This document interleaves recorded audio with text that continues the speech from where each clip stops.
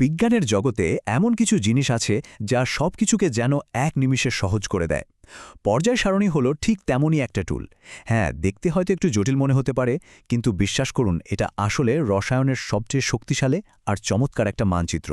চলুন আজ এই অসাধারণ মানচিত্রটা কিভাবে তৈরি হলো তার পেছনের গল্পটা জেনে আসা যাক। আজ পর্যন্ত বিজ্ঞানীরা আমাদের এই মহাবিশ্বের মোট ১১৮টা মৌলিক উপাদান খুঁজে পেয়েছেন। মানে সোনা থেকে শুরু করে আমরা যে অক্সিজেন নিই সবকিছুই কিন্তু এই ১১৮টা উপাদানের কোনো না কোনো সংমিশ্রণ। কিন্তু একবার শুধু ভাবার চেষ্টা করুন, ১১৮টা আলাদা আলাদা মৌল, প্রত্যেকের নিজস্ব ধর্ম, সব মনে রাখা কি সহজ কথা? একদম না। তো রসায়নবিদদের জন্য এটাই ছিল সবচেয়ে বড় একটা চ্যালেঞ্জ। কিভাবে এই বিশাল এলোমেলো মৌলগুলোর মধ্যে একটা নিয়ম বা কোনো একটা প্যাটার্ন খুঁজে বের করা যায়। তো এই ধাঁধাটা আমরা ধাপে ধাপে সমাধান করব। প্রথমে দেখব সমস্যাটা ঠিক কী ছিল, এরপর এর প্রাথমিক সূত্র আর প্রথম খসড়াগুলো কেমন ছিল। তারপর আসবে মেন্ডেলিভের সেই অসাধারণ কাজ আর তার ছোট্ট একটা ত্রুটির কথা। সবশেষে আমরা দেখব কিভাবে আজকের আধুনিক পর্যায় সারণী তৈরি হল, আর এটা আসলে কেন এত গুরুত্বপূর্ণ। আচ্ছা, রসায়নের একদম শুরুর দিকের কথা ভাবা যাক। বিজ্ঞানীরা তখন একের পর এক নতুন মৌল আবিষ্কার তো করছেন, কিন্তু সেগুলোকে সাজিয়ে রাখার কোনো নিয়মকানুন ছিল না। ব্যাপারটা অনেকটা এমন যে একটা লাইব্রেরিতে হাজার হাজার বই আছে, কিন্তু সবগুলো এলোমেলো করে ফেলে রাখা। কোনো একটা নির্দিষ্ট বই খুঁজে বের করা প্রায় অসম্ভব একটা ব্যাপার ছিল। তবে কিছু বিজ্ঞানী এই চ্যালেঞ্জটা নিলেন। তাদেরকে বলা যেতে পারে এই মৌলিক রহস্যের প্রথম গোয়েন্দা। এনারাই প্রথম এই এলোমেলো উপাদানগুলোর মধ্যে একটা নিয়ম বা প্যাটার্ন খুঁজে বের করার চেষ্টা শুরু করেছিলেন। এই রহস্য সমাধানের পথে বেশ কয়েকজন কিন্তু দারুণ ভূমিকা রেখেছেন। যেমন দেখুন, ১৭৮৯ সালে ল্যাভয়েজিয়ে প্রথম একটা সাধারণ ভাগ করলেন ধাতু আর অধাতু। একটা শুরু তো হলো।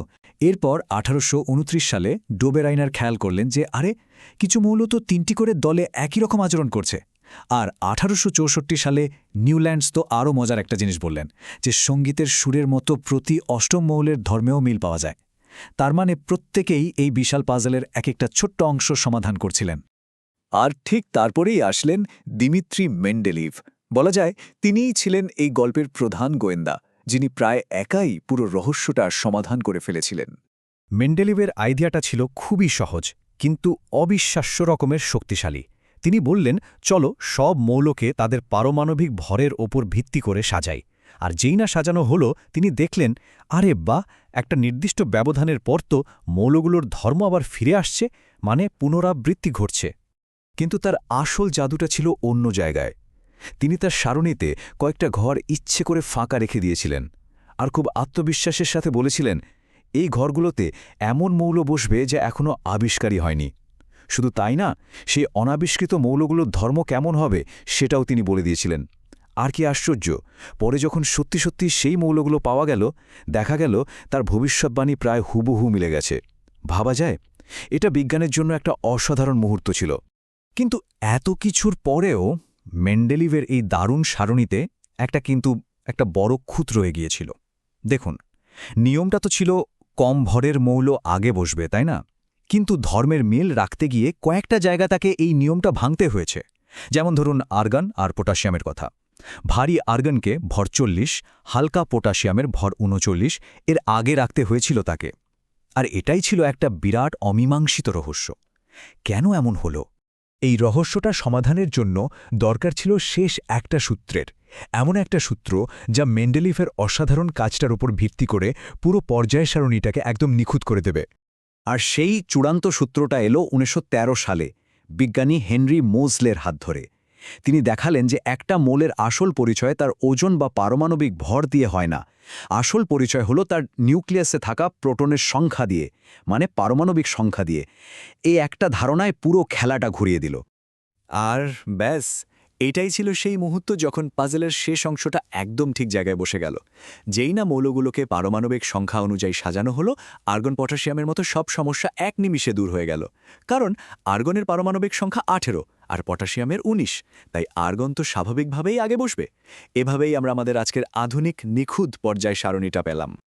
আচ্ছা, এখন তো আমাদের হাতে একদম পারফেক্ট একটা মানচিত্র আছে।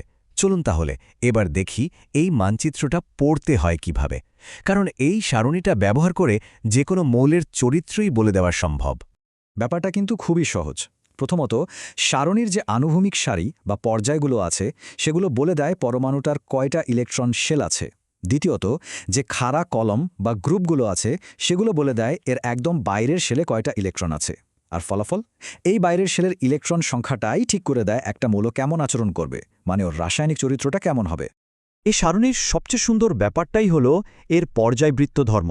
এর মানে হলো সারণী জুড়ে মৌলগুলোর কিছু ধর্ম, যেমন ধরুন আকার বা সক্রিয়তা, এগুলো একটা নির্দিষ্ট নিয়ম মেনে প্রেডিক্টেবলভাবে বদলাতে থাকে।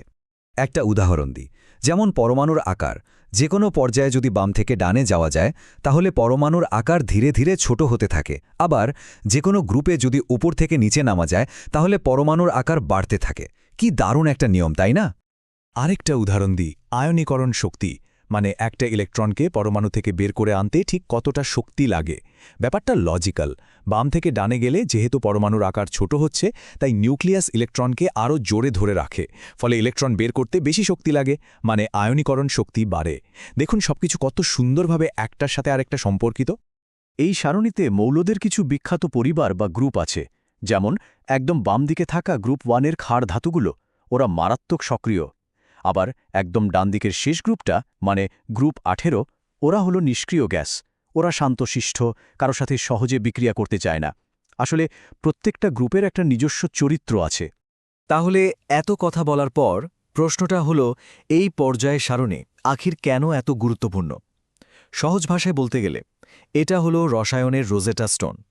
এটা আমাদের মৌলদের সেই গোপন ভাষাটা বুঝতে সাহায্য করে। দেখুন, এর সাহায্যে 118টা মৌলের ধর্ম আর আলাদা করে মুখস্থ করতে হয় না।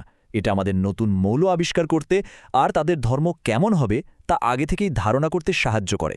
আর সবচেয়ে বড় কথা হলো, রসায়নের যত গবেষণা হয় তার সবকিছুর মূল ভিত্তি কিন্তু এই পর্যায় সারণে।